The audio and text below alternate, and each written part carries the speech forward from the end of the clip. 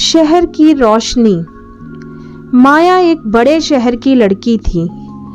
ऊंची ऊंची इमारतें, चौड़ी सड़कें और हर तरफ भागती दौड़ती जिंदगी, यह सब माया के लिए आम बात थी।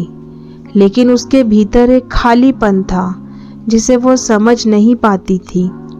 माया एक मल्टीनेशनल कंपनी में काम करती थी। दिन भर मीटिंग्स, प्रेजेंटेशंस और ईमेल के बीच फंसी रहती। शाम को जब वे अपने अपार्टमेंट की खिड़की से बाहर देखती तो उसे चमचमाती रोशनी के बीच अपनी परछाई बहुत अकेली लगती। एक दिन दफ्तर से लौटते हुए माया ने एक छोटे बच्चे को सड़क किनारे खिलौने बेचते देखा।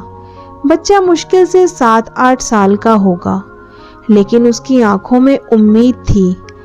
माया ने कार रोक दी और उससे पूछा, तुम यहाँ क्यों काम कर रहे हो?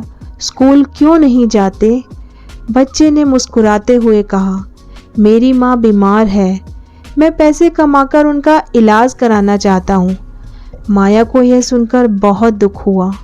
उसने बच्चे से कुछ खिलौने खरीदे और घर लौट आई। लेकिन उस रात माया सो नहीं पाई। उसका मन बार बार उस बच्चे और उसकी उम्मीदों की ओर जा रहा था। अगले दिन माया ने तय किया कि वह अपने खालीपन को भरने के लिए कुछ सार्थक करेगी। उसने अपनी नौकरी से छुट्टी ली और शहर में ऐसे बच्चों की मदद करने का बीड़ा उठाया जो पढ़ाई से वंचित थे। धीरे धीरे माया ने एक संगठन शुरू किया। वह शहर के ऐसे हिस्सों में जाती जहां बच्चे स्कूल नहीं जाते थे।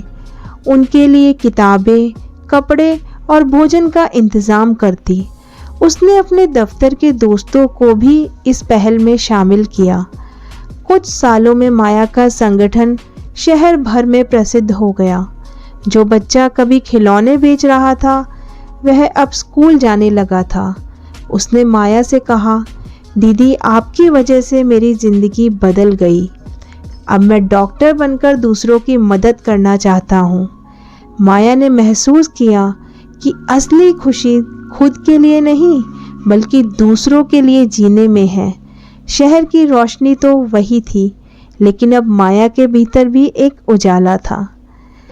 दोस्तों, तो इस कहानी से हमने सीखा कि शहरों की भागदौड़ भरी जिंदगी शहरों की भागदौड़ भरी जिंदगी में सच्ची खुशी दूसरों की मदद करने और उनके जीवन में बदलाव लाने से मिलती है। एक छोटा कदम भी किसी के भविष्य को रोशन कर सकता है। आपको अगर हमारी कहानी पसंद आए तो हमारे इस चैनल को सब्सक्राइब ज़रूर करिएगा और अपने दोस्तों के साथ ये कहानी शेयर करिएगा। मिलती हूँ आपसे नई कहानी के साथ। धन्यवाद।